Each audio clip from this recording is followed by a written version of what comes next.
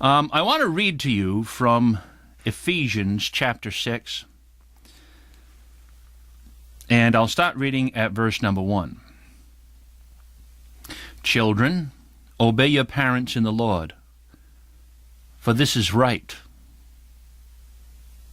Honor thy father and mother, which is the first commandment with promise, that it may be well with thee, and that thou mayest live long on the earth. See how important it is to God that children honor their parents and that they obey their mothers and fathers. And we see in verse 4, and ye fathers, provoke not your children to wrath, but bring them up in the nurture and admonition of the Lord. Now, what I want to emphasize is this. Children should obey their parents. God has established authority in society, and he intends to use authority in society for the propagation of his will. And rebellion against duly authorized authority given and granted by God is sin in the eyes of God. And there's no more fundamental authority in society than the authority of a father. The family is the basic cultural and social unit of society. It is the social organization upon which the balance of society is indeed gathered.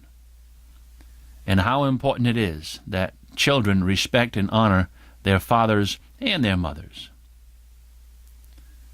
Now, fathers have a unique responsibility placed before them. They have the responsibility to teach and to instruct their children. If you allow me to do this, let me also turn to, let me do this. Let me turn to Deuteronomy chapter 6. Deuteronomy chapter 6. And let me just, before I read Deuteronomy, you know what? I was going to skip it for time's sake. But if I'm saving time this early in the broadcast, I have to reorganize my thinking. So I chastise myself and say, no, read the verse you wanted to read. Ephesians chapter 6. Ephesians chapter 6. Again, verse 4. And ye fathers, provoke not your children to wrath, but bring them up. I guess I didn't really emphasize that the way I wanted to. Bring them up in the nurture and the admonition of the Lord. Notice that the responsibility for training our children in the way they should go in the fear of God is placed squarely on the shoulders of fathers. Fathers, the address is not to parents, but fathers. Fathers, I'm holding you accountable. Bring up your children in the nurture and admonition of the Lord, not your own whims and fancies, but in the nurture and admonition of the Lord. Now, to what degree must this be done?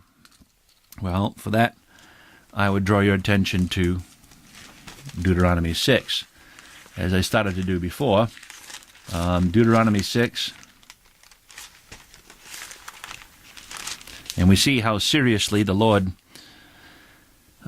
takes this obligation that he has put upon fathers. Deuteronomy chapter 6, I'll start at verse 4. Hear, O Israel, the Lord our God is one Lord. And thou shalt love the Lord thy God with all thine heart, and with all thy soul, and with all thy might. And these words, which I command thee this day, shall be in thine heart, and thou shalt teach them diligently unto thy children, and shalt talk of them when thou sittest in thy house, and when thou walkest by the way, and when thou liest down, and when thou risest up. So we are to love the Lord our God with all of our hearts, all of our souls, all of our minds, everything we have. That is the fulfilling of the law, obviously, to love the Lord our God, and also our neighbor as ourself, and in that order.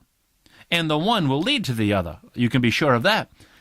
And this is to be so passionately bound up in the hearts of fathers, that they ought to, with great zeal, be willing and absolutely forward to teach the same to their children. And these words which I command thee this day shall be in thine heart, and thou shalt teach them diligently. See, not just go through them quickly. Teach them diligently unto thy children. Now, how do you teach your children diligently? We're told, and shalt thou, and talk of them when thou sittest in thine house, and when thou walkest by the way, and when thou liest down, and when thou risest up. Every opportunity that you have, you instruct your children in the ways of the Lord.